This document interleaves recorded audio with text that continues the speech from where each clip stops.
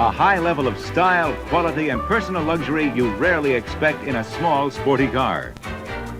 With V8 performance available in all...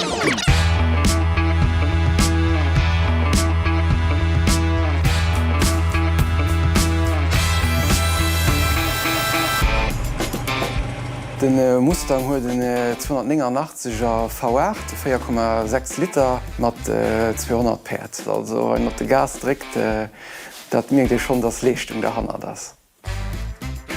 Also wann je neien Autofirming Sammlung nemmer moll kafen, kucken ëmmer, dats et wirklich schein Originalauto sinn, die net schon komplett restauréiert si, wo soviel wie méigich original ass, die awer trotzdem an engem guten properen Zostand sinn. Den Eicher duch Zofall am Internet entdeckt. Ich mengg war den 26. Dezember an direkten sobald Garage Mopfer sinn ich mein Kolleg an Holland gefu, net mech direkt gegecht dat Auto, wie ich gesinn hun an schon noch du direkt kaf irgendwie lang zivalué, weil de Kolleg auch so, dat se wirklich tipptop an der Reihe wären. Ich könnte no nie sochen kafen.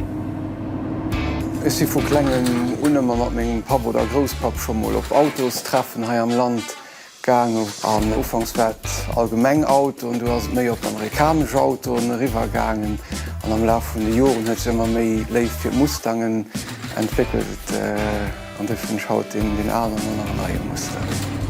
De Mustang ass 1946 de Marché kom war als klengen sportliche günstigchen Auto gedurcht. Den sollten 100.000 Auto pro Joer produzéiert, ginn direkt nechten Dach goufen awer 20.000 Auto verkaaf a wéche riese Suse. De Suse dauert doch bis haut nach all Mënsch kennt de Mustang.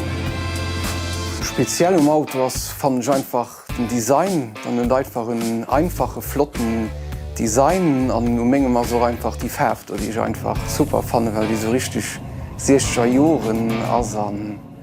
Ja, dat war déi Färft, die sech immer wo tunn fir den Auto. Mein Nummer ist Tom Schmidt. Ich arbeite als Architekt op enger Gemeng an ich fuhr Ford Mustang V8 Coupé von 1965.